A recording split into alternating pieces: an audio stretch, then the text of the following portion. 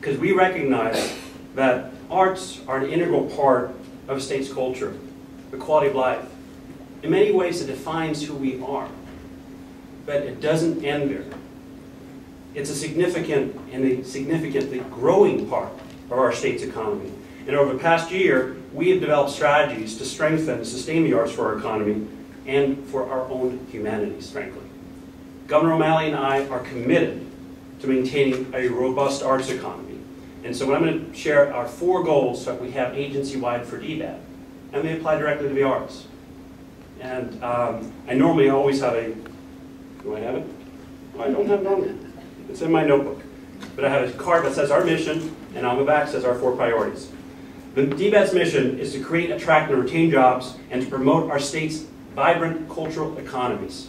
That's one sentence, and that sums up what we do. We have 4 main priorities. The first one, what we have right now, is around business confidence and articulating the story for Maryland, for why we're outperforming, for why the state is relevant, for why the state is a stable place to invest, to live, and to raise a family.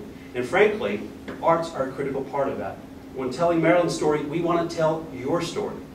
You're business owners, you're entrepreneurs. We recognize that, and you're a part of our first priority. The second thing, for DBED, we seek to be the voice of Maryland business to make sure that we articulate the issues of importance to business. I include the arts in that. And for us, we look to the Maryland Arts Council to do that. Because Maryland State Arts Council, not only are we giving out grants and training money and so forth, they are a repository for your sometimes frustrations, for sometimes opportunities that you see for us to advance legislation. They can serve as your voice, and we're going to be listening to them, and they're going to be a key part as we craft our agenda going forward. So the second point there is really to have the Arts Council serve as your voice for Maryland arts organizations. The third message from DBED is that all our economic development strategies, they're really built around looking at our economic opportunities. Where do we have key critical strengths? Where can we be successful? Where can we grow over time? And I could list all the different industries and so forth, but guess what? I count the arts among that. If you look at our galleries, if you look at our museums, if you look at our symphonies, we have core strengths and assets here that define the state that many other places do not. And so it's a treasure, it's something that we seek to build on, it's something that's part of our economic development plan. And lastly, the 4th priority for DBED is around stimulus. And basically what we seek to be is that point of contact for Maryland businesses to explain the American Recovery and Reinvestment Act, because when you look at it, you say, oh my gosh, we got $1 trillion kind of flowing through here. How do we access that? How do we understand what our 2 opportunities are available to Maryland businesses? We want to do the exact same thing when it comes to the arts. And that's why I am so proud and pleased to announce today that Maryland was awarded $318,000 and change from the National Endowment for the Arts to help sustain jobs in the arts community. Under the Arts Stabilization Program, grants of up to $20,000 will be available by July 1st to help sustain jobs. Now, Teresa, where are you, Teresa?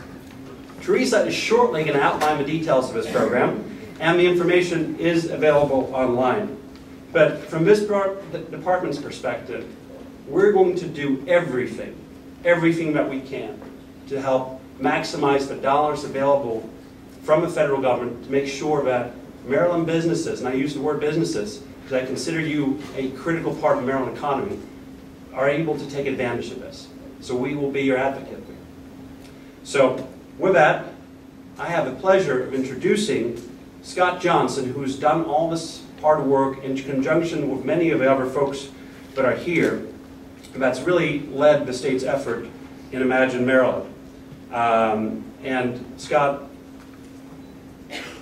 I have to say again, I know that this has been a difficult and long, and this has been a stakeholder process that's involved hundreds and touched thousands. It's not easy to build consensus around that, but you guys have, you're doing it, and we're going to see how it comes together. And for that, thank you.